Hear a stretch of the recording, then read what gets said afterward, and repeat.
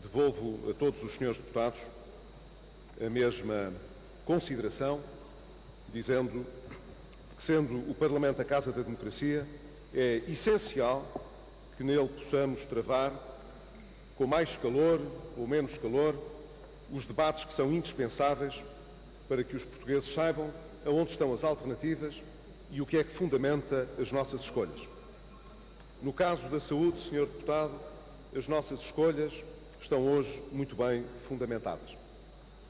Nós conseguimos reduzir significativamente, como disse, a dívida da saúde, do setor da saúde. De facto, essa dívida foi hoje reduzida em 2,3 mil milhões de euros e isso foi conseguido através do pagamento direto de dívidas de passivos que estavam constituídos e foi feito também através de processos de recapitalização, ou melhor, de capitalização das unidades hospitalares. E nós conseguimos, portanto, interromper um ciclo em que fornecedores importantes ameaçavam, sendo que alguns chegaram-no a fazer, suspender fornecimentos ao Serviço Nacional de Saúde em razão do Estado não lhes pagar o que lhes devia. E hoje, felizmente, essa situação não ocorre. Temos, portanto, um setor da saúde que está financeiramente saneado e estamos ainda a lutar para poder cumprir, ainda não o atingimos, mas para poder cumprir um prazo médio de pagamentos a fornecedores que esteja de acordo com aquilo que são exigências comunitárias e que são exigências também da própria lei portuguesa. Mas estamos a esforçar-nos por fazer isso. Diga-se de passagem que o facto de termos do lado de todos os serviços públicos criado condições legais para observar regras que não eram observadas antigamente, ajuda a essa disciplina e a esse rigor. Nós hoje sabemos que no Estado não é possível que, não havendo fundos disponíveis a prazo de 3 meses, possa haver compromissos assumidos em termos de despesa pública. Dirão uns, mas isso é muito mau. Isso é muito mau porque as necessidades são muitas. O Estado não devia ter essas restrições. Devia sempre fornecer todos os bens e serviços que fossem necessários. Afinal, o Estado é o Estado. O Estado tem sempre de pagar tudo, mesmo que não tenha dinheiro, depois logo se há de ver onde se vai buscar o dinheiro. E se não houver cá, pede-se lá fora. Nós passamos por tudo isso. E sabemos que isso nem deu tranquilidade a quem acedia aos serviços de saúde, nem aos portugueses, fizessem eles o que fizessem na vida.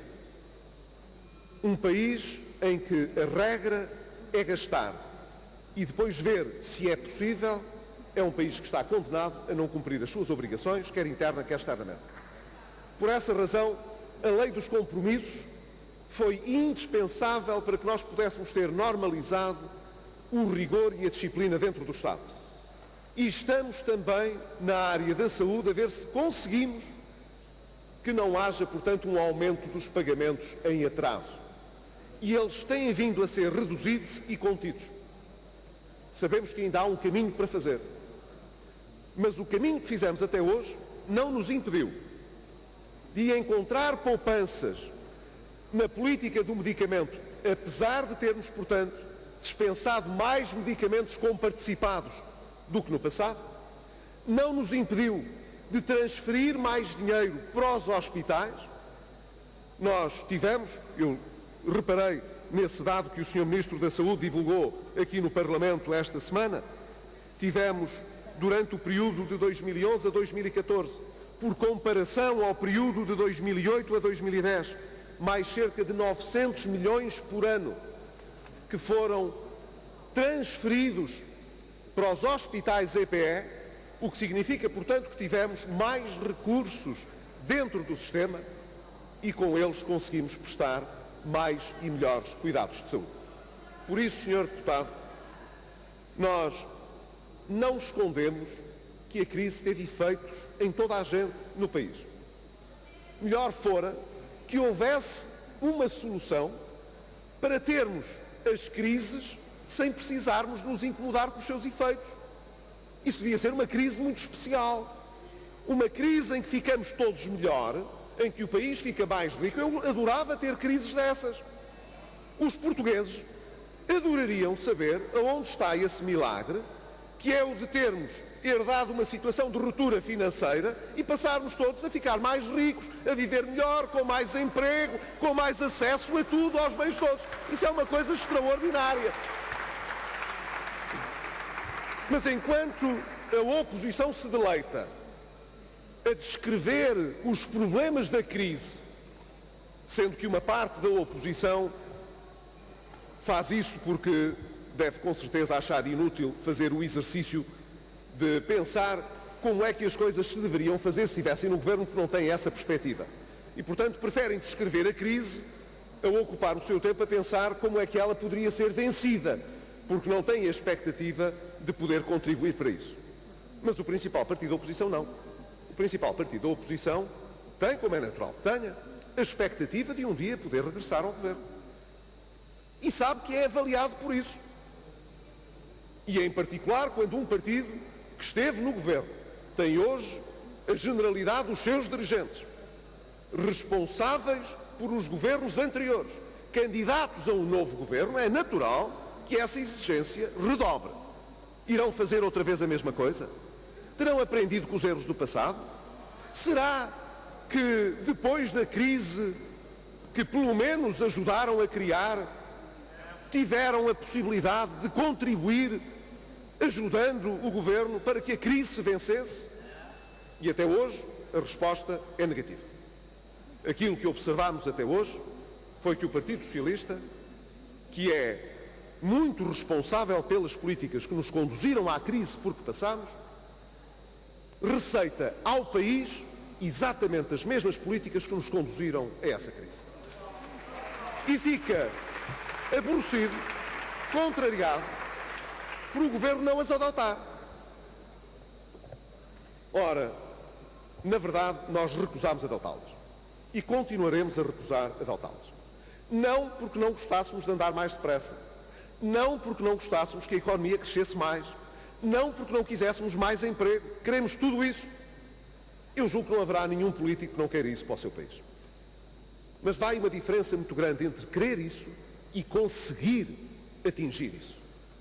Nós estamos num processo de credibilização porque as pessoas veem que nós estamos cada vez mais próximos de atingir aquilo que desejamos. E a receita que vem do outro lado é a mesma aventura do passado. Mesmo quando são aproveitadas todas as ocasiões para, sem reconhecer os erros do passado, dar a ideia de que eles não se voltarão a repetir. Mas é só uma vaga ideia, porque as medidas todas que são apresentadas têm a mesma finalidade. Pôr dinheiro no bolso a toda a gente, o mais depressa possível. Se isso tiver um custo elevado no passado, não tem problema. Daqui até lá ficaremos ricos.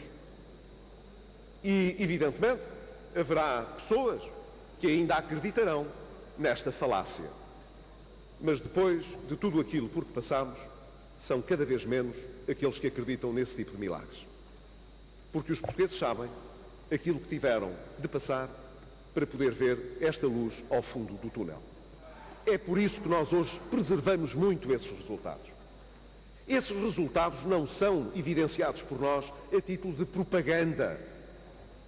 Nós não precisamos de fazer propaganda.